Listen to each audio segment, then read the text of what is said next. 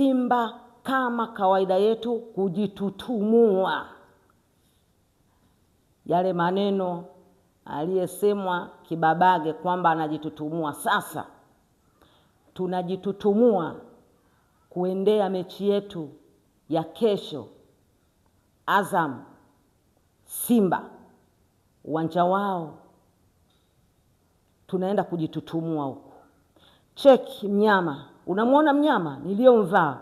Huyu ni mnyama nimemwachia wazi ili muweze kumuona. Mnamcheki mnyama? Huyu ni mnyama kesho anaenda kuwinda pointi 3.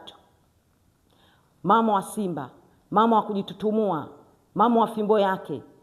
Kesho viongozi, wanachama, benchi la ufundi kama kawaida yetu kwenda kutafuta pointi 3 muhimu. Tukizitaka pointi 3 hatujawahi kushindwa. Simba ashindwi kupata pointi 3 anapokuwa kwenye mawindo yake. Kesho tunatakiwa kupata pointi 3. Pointi 3 azipataje? Ni kwenda kujaza uwanja, ni kwenda kuwaonyesha kwamba sisi ni Simba.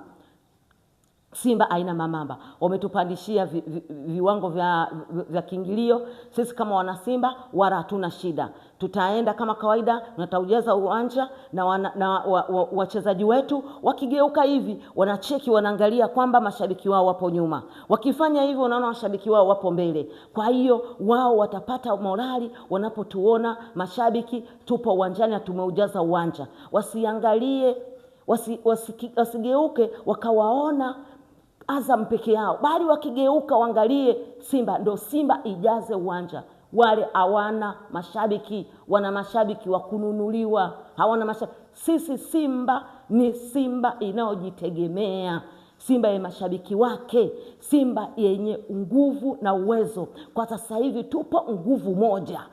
Sasa twende tukauonyeshe ubaya ubwela, nguvu moja tukaionyeshe pale uwanja wa Azam Complex.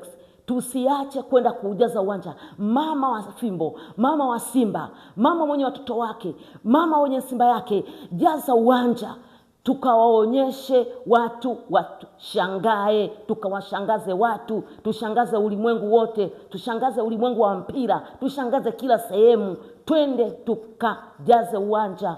Wanachama, viongozi wote tuwe kwa pamoja, twende kwa ajili ya kutafuta pointi 3. Kile tunachokifanya katika viwanja popote tunapokanyaga ndicho twende tukakifanye. Viongozi msiache, msisahau ubaya ubwela, nguvu moja. Kila chochote anachotaka kuna kufanya, msisahau, twende tukafanye, twende tukashangilie wachezaji wetu tukapate pointi 3.